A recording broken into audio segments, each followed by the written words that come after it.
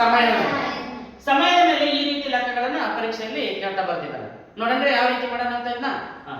ಶಶಾಂಕ ರಾತ್ರಿ 9:40ಕ್ಕೆ ಮಲಗಿ ಮರುದಿನ ಮುಂಜಾನೆ 6:10 ಎದ್ದರೆ ಅವನು ಎಷ್ಟು ಕಾಲ ನಿದ್ರಿಸಿದಂತಾಯಿತು? ಏನ್ ಕೇಳ ನೀವ?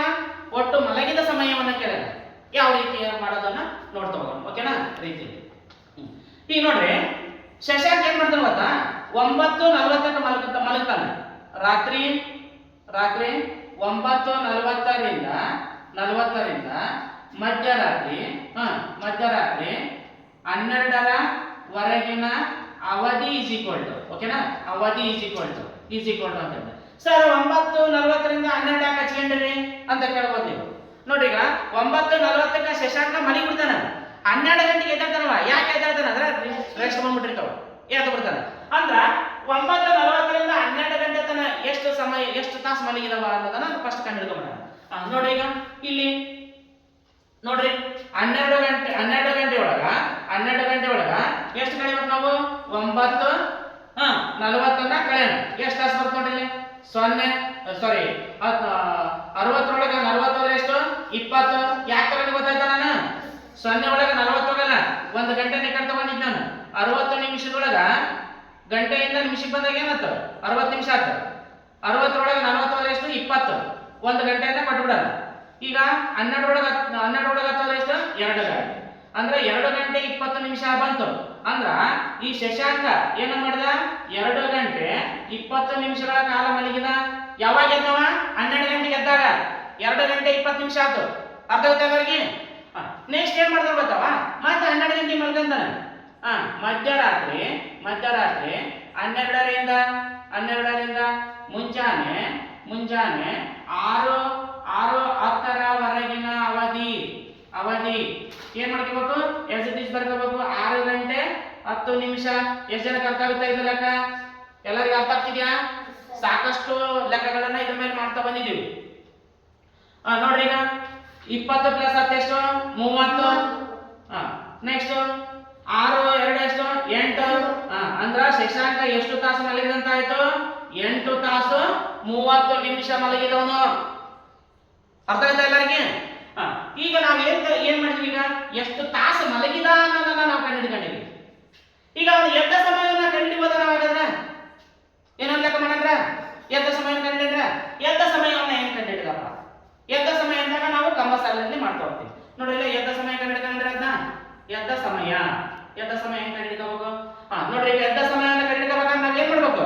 ಎಷ್ಟಕ್ಕೆ ಮಲಗಿನ ಅಲ್ಲಿಂದ ಹೋಗ್ಬೇಕಿಲ್ಲ. ಅರ್ಥ ಆಯ್ತಾ? 9:40ರಿಂದ ಎಷ್ಟು? 10:40. ನೆಕ್ಸ್ಟ್ ಹೇಳ್ರಿ, 11:40. 12:40.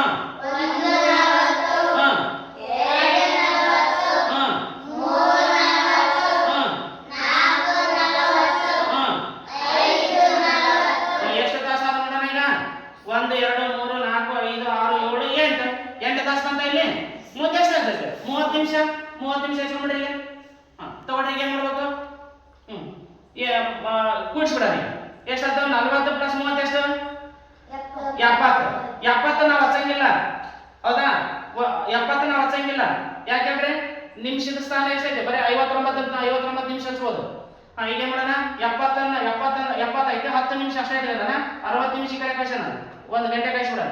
ಈಗ ಎಷ್ಟಾಯ್ತು? 5 ಮಂದಿ ಎಷ್ಟು? 6 ಗಂಟೆ 10 ನಿಮಿಷಕ್ಕೆ ಏನ್ ಮಾಡ್ದವ? ಎದ್ದ. ಅರ್ಥ ಆಯ್ತಾ? ಇಲ್ಲಿ ಬಂದಿಲ್ಲ ಆಪ್ಷನ್. ಅರ್ಥ ಆಯ್ತಾ? ಈಗ ಏನ್ ಕಂಡಿದ್ದೀವಿ ನಾವು? ಎದ್ದ ಸಮಯನ ಕಂಡಿದ್ದೀವಿ. ಈಗ ಅವನು ಎಷ್ಟಕ್ಕೆ ಮಲಗಿದ್ದ ಅನ್ನೋದು ಕಂಡಿಬೋದ? ತಗೊಳ್ರಿ, ಈಗ ಇಲ್ಲ ಐತಿಲ್ಲ. ತಗೊಳ್ರಿ, ಎಲ್ಲಿಂದ ಹೋಗ್ಬೇಕು ನಾವು? 6 ಗಂಟೆ 10 ನಿಮಿಷದಿಂದ ಹೋಗ್ಬೇಕು. ತಗೊಳ್ರಿ, ಈಗ ಏನಿದೆ? ಮಲಗಿದ ಸಮಯವನ್ನ ಕಂಡಿದ್ದೀವಿ. ಎದ್ದ ಸಮಯ ಕಂಡಿದ್ದೀವಿ. ಈಗ ಮಲಗಿದ ಸಮಯನ ಕಂಡಿದ್ದೀವಿ. ಎಷ್ಟು ಗಂಟೆ?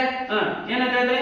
5 ಗಂಟೆ 10 ನಿಮಿಷ, 4 ಗಂಟೆ 10 ನಿಮಿಷ, 3 ಗಂಟೆ 10 ನಿಮಿಷ, 2 ಗಂಟೆ 10 ನಿಮಿಷ, 1 ಗಂಟೆ 10 ನಿಮಿಷ, 12 ಗಂಟೆ 10 ನಿಮಿಷ, 10 ನಿಮಿಷ, 10 ಗಂಟೆ 10 ನಿಮಿಷ. 1 2 3 4 5 ಇವೆಷ್ಟು 30 ನಿಮಿಷ ಹಚ್ಕೊಂಡ್ರೆ ಇಲ್ಲ